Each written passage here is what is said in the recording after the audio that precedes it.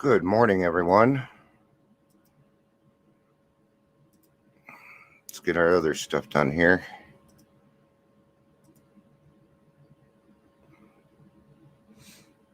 Certainly hope that everybody is having a good day. Per as usual. Although I'm gonna make a bet on something. I'm gonna make a bet that half of you woke up today wondering what in the hell was wrong. I felt it. I'm kind of weird, guys. Yeah, you're getting to know me more and more, but I believe in certain things. I love ghosts, things like that too. I believe in the paranormal.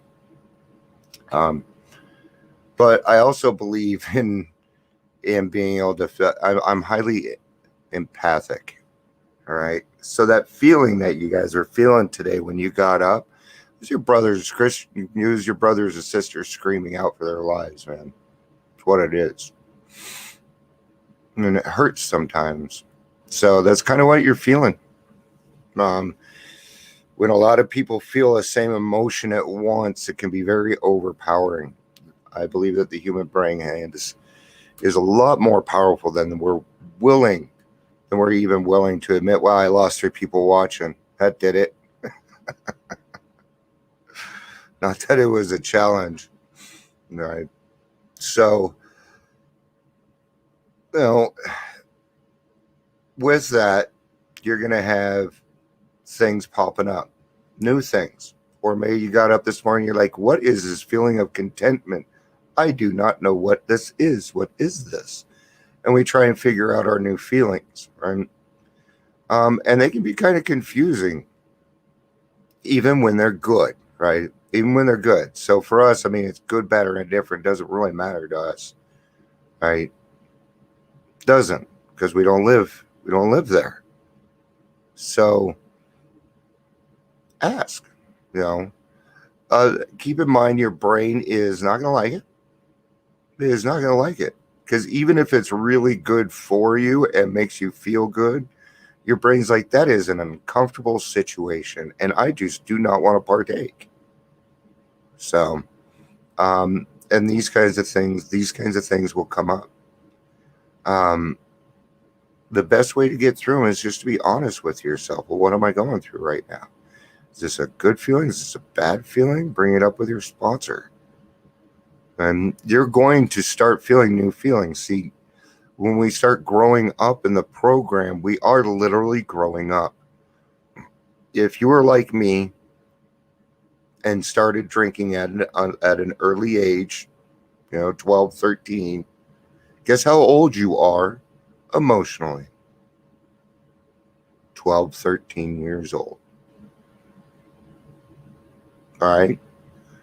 Our disease stunts our emotional growth. Does that make sense? Our disease stunts our emotional growth. We don't grow up when it comes to defining our feelings. We're horrible at it. Okay? So we have to get better at it, because then you can put it in its place for what it needs to be. I'll bring up a little bit of an example here. I don't know if it really matches or not, right? But these are situations that you might go through. So I've been trying to go to coffee with my brother for the last year. Okay, we all know why. It's the 9th step. Okay, I haven't done my 9th step with him, and I want to do it one-on-one. That, and I want a relationship. I'd like to have a relationship with my brother. I love him. All right. So we have an old friend back from years ago, back from when I was very, very young. 10, 11, 12. I think they moved when I was 12 or 13. So my brother has been trying to get me to talk to our old friend Bilal, right? I don't want to talk to him. He wasn't even my friend. He was my brother's friend, and those two picked on me. So why would I want to talk to this person? Okay, so I'm going to end up writing my brother back saying, thank you for passing on Bilal's name, but I want a relationship with my brother. And then I'll go have a relationship with this person. But for now, no. Why? So we can get together and talk about all the times you picked on me? Yeah, it sounds fucking great. No, ain't gonna happen. No. So what are those? Those are boundaries, man. And we have to put those there. And people need to understand that. All right. And if they don't understand, it's not your problem, guys. That's not your problem. They're going to make it like it's your problem, but you're not. So you stand solid, man. Stay solid. All right. We got 10 minutes to do a lot of reading. Serenity. Having had a spiritual awakening as the result of these steps. Well, that was fast. It's a 12 by 12. That's going to have some reading. So, all right. This is in step 12 on page 107.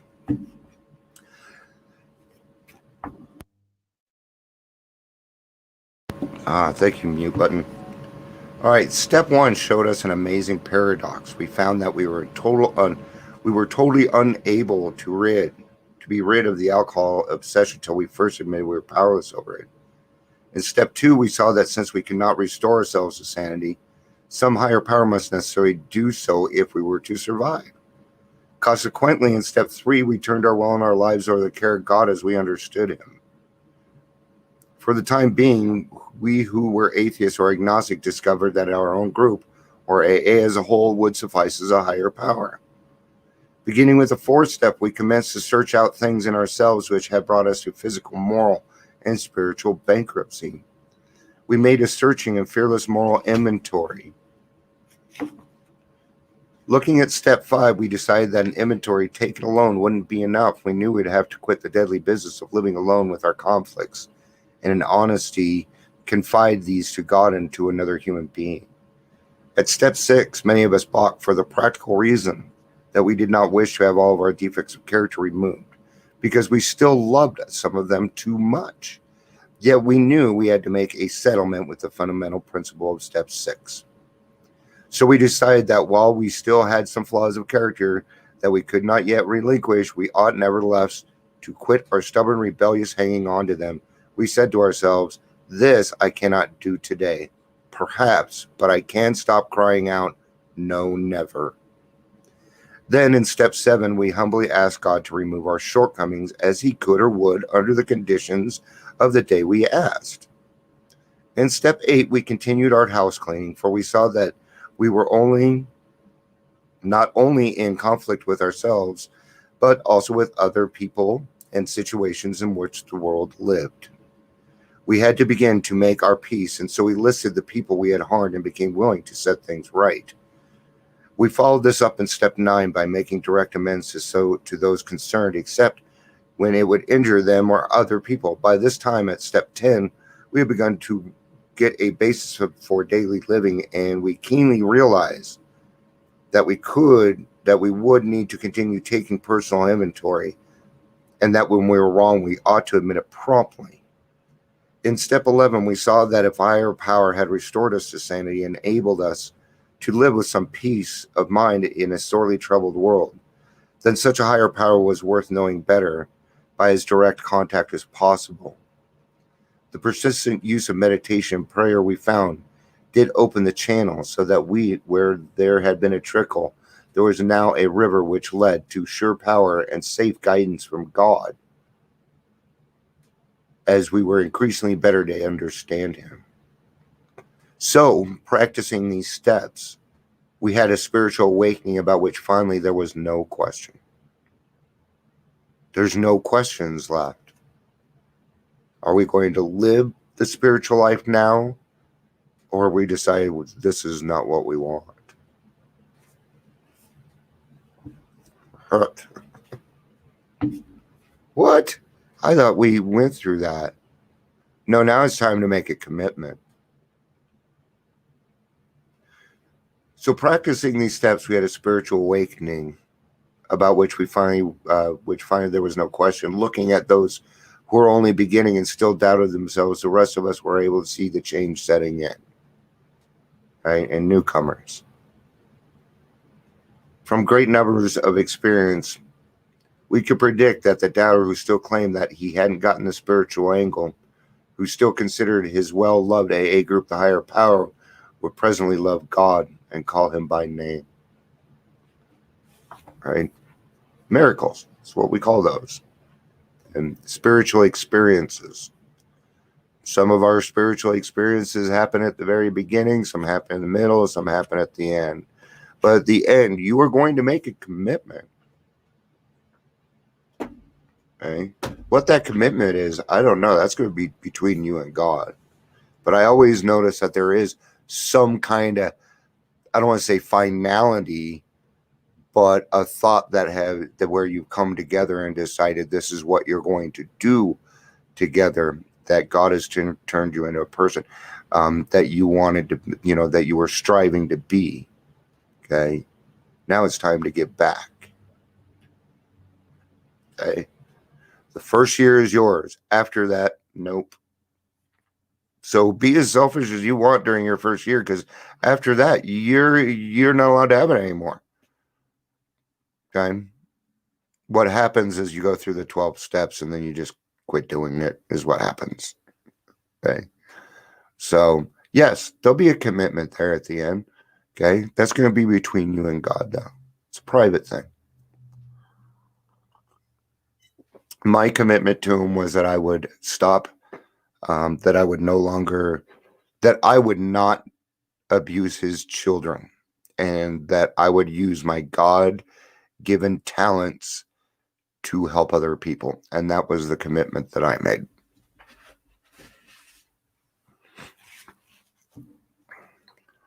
As I continued to go to meetings and work the steps, something began to happen to me. I felt confused because I didn't know what this feeling was, because I wasn't sure what it was that I was feeling. And then I realized I was experiencing serenity. See, how can you know if you've never had it? Okay? We can understand serenity. We can know serenity, but do we feel serenity? Okay? And you can feel, I've seen people get serenity pretty early. Not me. I didn't have. No. People that are usually have done more work with God tend to hit that a little bit quicker. All right. So I didn't have a big God bringing up, but some people did. And the people that did tend to have a quicker conscious contact with God. Some. It was a good feeling, but where had it come from? Then I realized it had come as a result of these steps. The program may not always be easy to practice, but I had to acknowledge that my serenity had come to me after working the steps. After working the steps, all of the steps. As I work the steps in everything I do, practicing these principles in all my affairs, I now found that I am awake to God, to others, and to myself. The spiritual awakening I have enjoyed as a result of working the steps is the awareness that I'm no longer alone. Right? I think it's hard for us to admit that. I think that's actually something that we kind of put ourselves through a little bit more than we actually need to, I think, when it comes to that last part. It's almost like I feel like we're trying to qualify ourselves, and I think that's okay too. Is it Dion, really, really, really? I think we need to ask ourselves that question. I don't really feel like that we're doubting ourselves when it comes to that. So what's your commitment to God today? What are we going to do? What are we going to do today to make the world a better place? Okay. We can start by not adding confusion to it. We can start there, right? We can all commit to that.